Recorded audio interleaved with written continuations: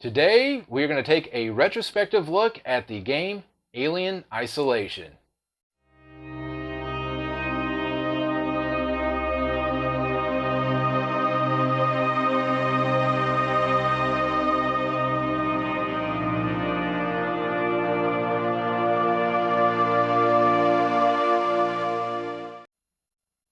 Hello, and welcome back to the Geek Cabal channel. My name is Jim, and this is my son Owen. And today, we're going to take a look back at the game Alien Isolation. This game came out originally in 2014. I believe it was for originally the Xbox 360, the PS3, and PC. And then later, it did get ports to the PS4 and the Xbox One as well. And the one that we've got here is for the PS4, which is actually our first experience with the game. Now, I remember I got really hyped about this game, but unfortunately it wasn't around the time of release. Honestly, I didn't hear very much about it around that time. It wasn't until I started seeing some speedrunners play it, and then a little bit later seeing some modded gameplay of it, where they took the base game, and did things like instead of having one alien chasing you around, they had 4 to 5 of them chasing you around, or that you only have certain weapons, or that the aggression levels were skyrocketed for all of the characters in the game, stuff like that. But my initial experience with it is that so first of all, this takes place 15 years after the events of Alien. So this is after Ripley is in her she survived the explosion of the Nostromo, and she's drifting out in space somewhere. And this picks up with her daughter Amanda Ripley, who is working as, I believe, an engineer out on the fringes of space, right around the area where her mom went missing. And she's out there for the reason of hoping to find, just a clue or something of what happened to her mom. But in this game, though, if you look at the cinematics and look at everything that the game offers, it feels so much like it's just a continuation of the original Alien movie. I mean, the first ship you start off on is a very similar model to the Nostromo. The Torrens. Yeah, the Torrens. And all of the feel of the things that you start coming across, and all the interactions that you have, the way that the computer screen layouts look, even though, I mean, obviously this is supposed to take way in the future. Obviously the technology in the game looks like it came from 1979. So it's very atmospheric, very creepy, and really not entirely unfair. I mean, sometimes, it feels like it because the way that they programmed the alien to work in this.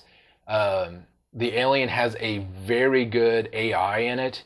Actually has, I believe they said, 2 brains that works with it. One that tells it the general vicinity that you're in, and then the second one is how it determines if it can find you or not, and how it searches, and learning your patterns, such as if you always hide in a locker, it'll learn that you can, that it should start checking lockers more often.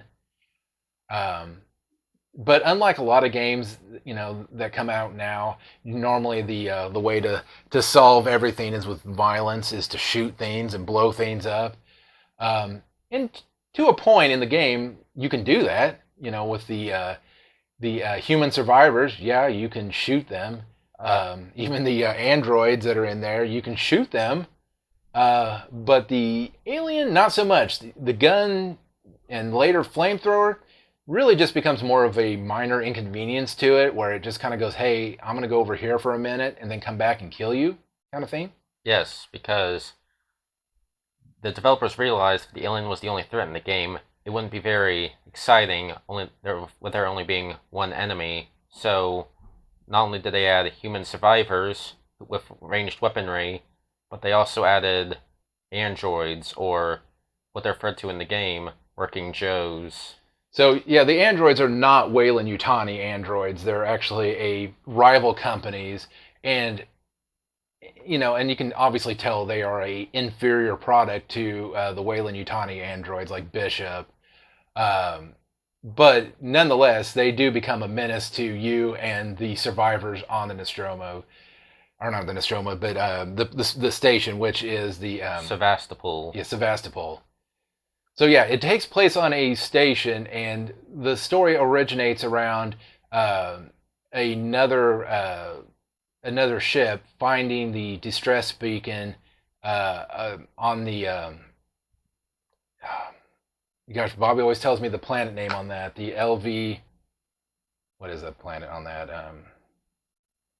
LV. I should know this by now. Like I said, I think it's LV 426. We'll go with LV 426. But that they find that distress beacon that the Nostromo ran across, and pretty much kind of the same thing happens. They find that somebody was here. They find the ship. They want to claim salvage rights on that ship, but before they do, they decide to go exploring a little bit deeper, find the nest of eggs, and one of them gets a face hugger, and the first thing they think to do is they book it back to Sevastopol Station, where in the chaos ensues and the chest burster comes out and let the chaos begin at that point. But no, the tone of the game, the characters in the game, I mean, the environment. I mean, it's an old rundown station. Just the way you have to navigate it. I mean, it's not a bustling station by any means. You do find out at a later point that it's in the process of being sold. So it's occupied by a few tenants, but when you first get there, you find that there's not very many survivors, and people don't quite realize where everyone's going and why everyone's going missing and everything. And the survivors that you do run across are in a mentality right now that they'll do anything to survive. So they see you as a threat, that you're going to be there taking their resources, or they want your resources. So pretty much there's not very many friendly human characters in the game. There are a few, minus the one that tries to lock you into an airlock and eject you into space at one point, and then backtracks and goes, well, I was just trying to do what was best for the station. Yeah, I believe one of the friendly NPCs in the game meets you with a gun to the back of your head. As one does, I mean, that's how I greet my friends. Huh. But one of the neat mechanics about it is they do a crafting system, but they keep it fairly toned down. It's not something where you have to craft all of these items. You can craft med kits, or I think they're like a stim pack. But you can, craft like noise makers, smoke bombs, other different things. It's very creative that you can like take your wrench, hit on the wall, run over to somewhere else, and that will attract either, others like other people, the androids or the alien if you're, quick enough with it. But just knowing that, at some point when the aliens finally introduced, that every corner that you go around, there's a possibility you're going to open a door and there's going to be, an alien standing in front of you, or you're going to make it to a new section and that alien's going to be already stalking the area, and knowing that you have to hide, you have to be quiet, all of that. And some crazy people even play with some of the additional options on, like where you can play with a microphone, where you actually have to be quiet while playing the game, or if you make noises, the alien can hear you talking on this side of the this side of the screen. And I didn't play with that feature. That was the game was already intense enough, and I definitely didn't want the alien to hear me crapping my pants when when we're playing the game. But no, there was one YouTuber that really got us into back into wanting to play the game and all of that, and that was Uh, just one thing to interject. I've not actually played the game yet. I've been intending to, but But you've watched me play. You've watched other people play. I mean, you sat through and watched me pretty much beat the entire game. yeah, except for the ending, which you didn't show me. Well, there you go. That's the reason why you got to play through it.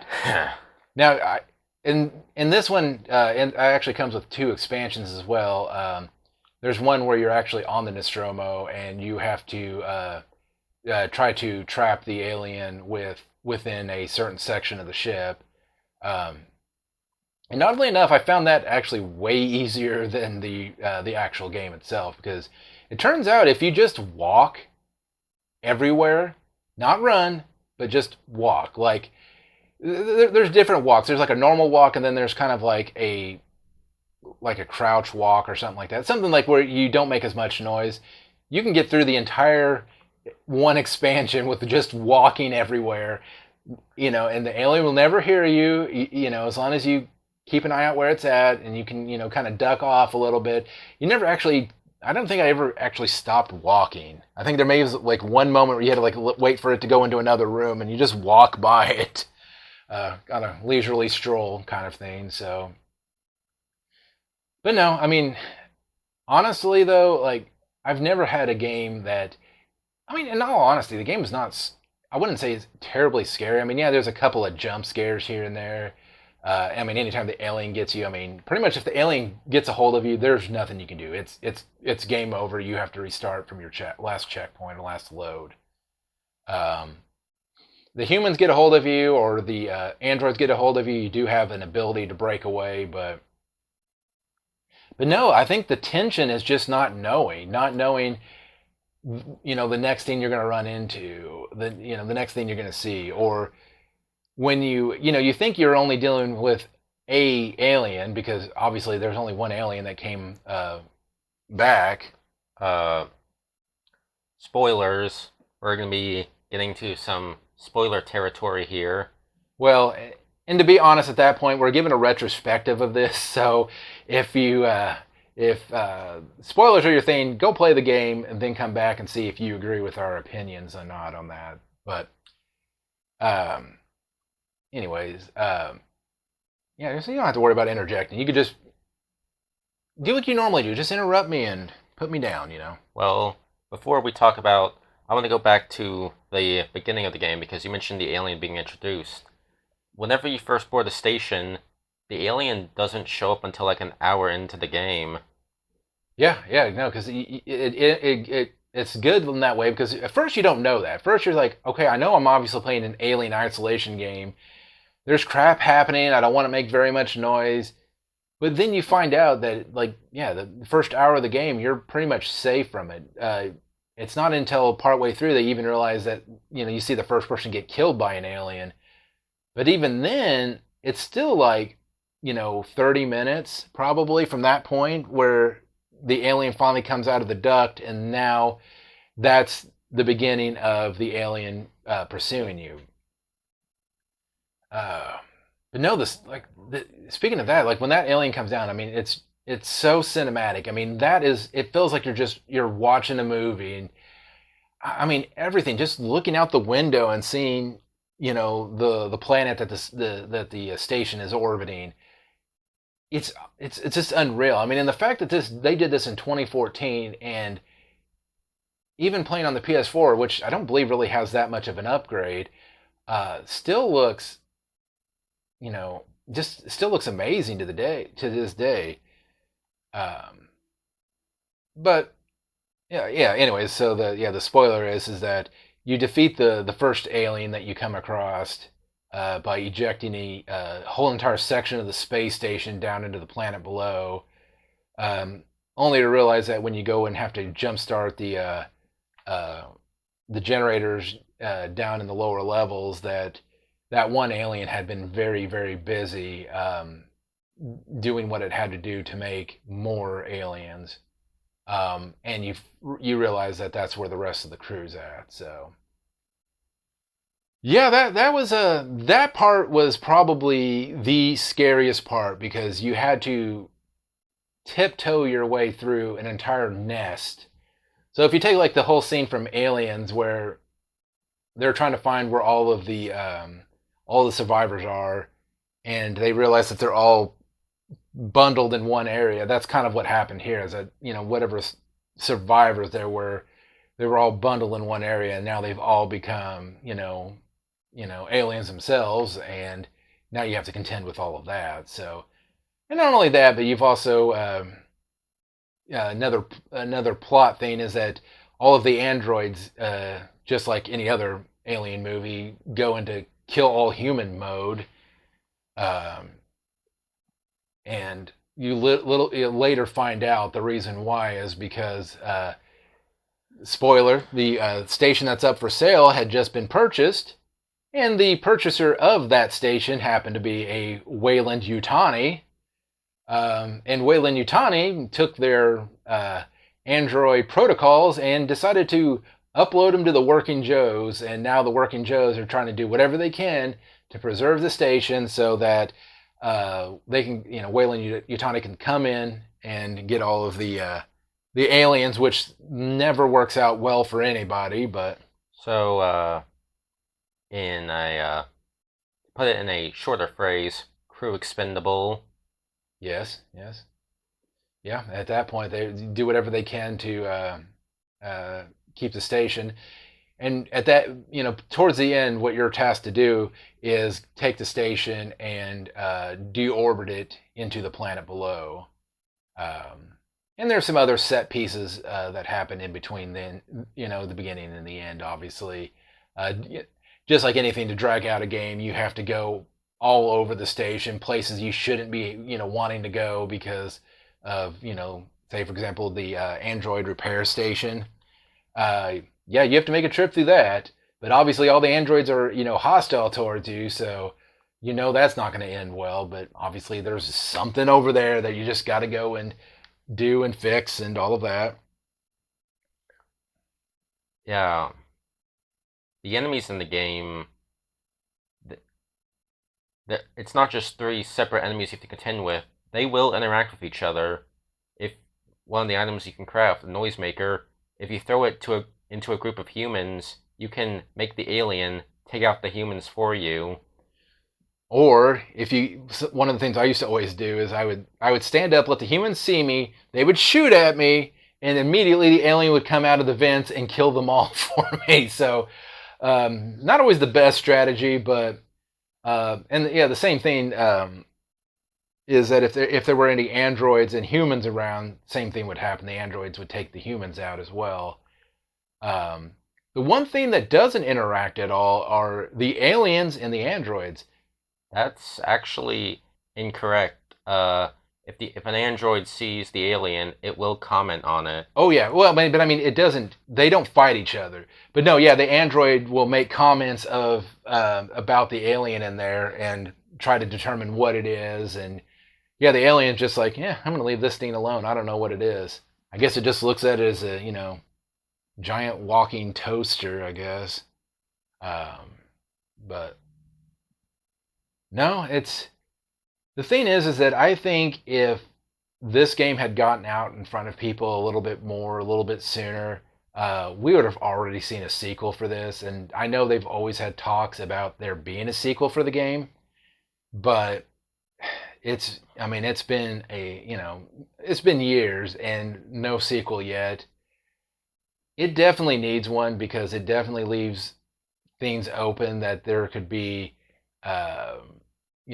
additional sequels. I mean, obviously, this still takes place between Alien and Aliens, so there's always chances of going back to, LV-426, finding the, where they found the aliens before. I mean, obviously, they put a civilization there strictly, 100% knowing what was there. But it's been years.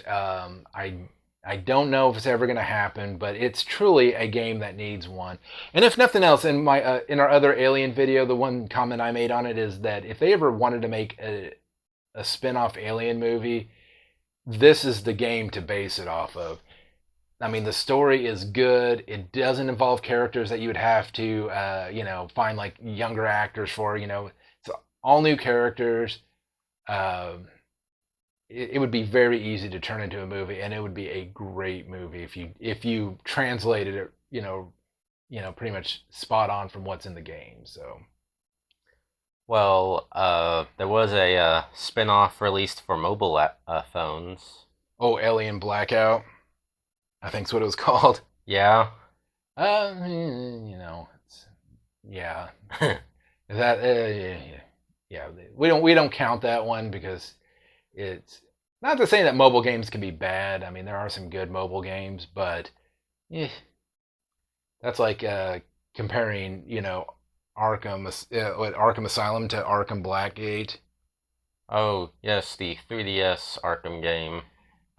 It's okay in its own right, but it's definitely a game that Owen needs to talk about sometime because he's really gotten into all the Arkham games. So definitely be a topic to go over. But Yeah, Alien Isolation is truly a very unique game. It's, I mean, it's really the only other Alien horror game that I could list might be Alien Resurrection for the PlayStation. but I think the thing that you're trying to say, I think, with this is that this truly puts you into, like, if you were in an Alien, like the first Alien movie, that your weapons are pretty much ineffective against this thing. You don't have the guns, you don't have the firepower to actually take this thing down. All you have is enough to scare it off for a moment and hope that you can get to get to safety at that point. It's truly something that I think, a lot of games could take note of, as it's a way that you can do a horror game without just making it gory, without just making it, demented or creepy or whatever. Because I mean, it's just a suspense of not knowing and coming around a corner and getting caught by this thing, or getting, grabbed by an android, or whatever that may be. And then again, like the story, even if you just watched, if you went on YouTube and watched just the oh the cutscenes, the cutscenes for this would, I mean, it makes an entertaining thing to watch. But no, just, yeah, like I say, if you haven't played the game and are kind of interested in it, definitely look up, some people doing speed runs, maybe, if you want to get a quick sample of the game, or find a walkthrough, a playthrough.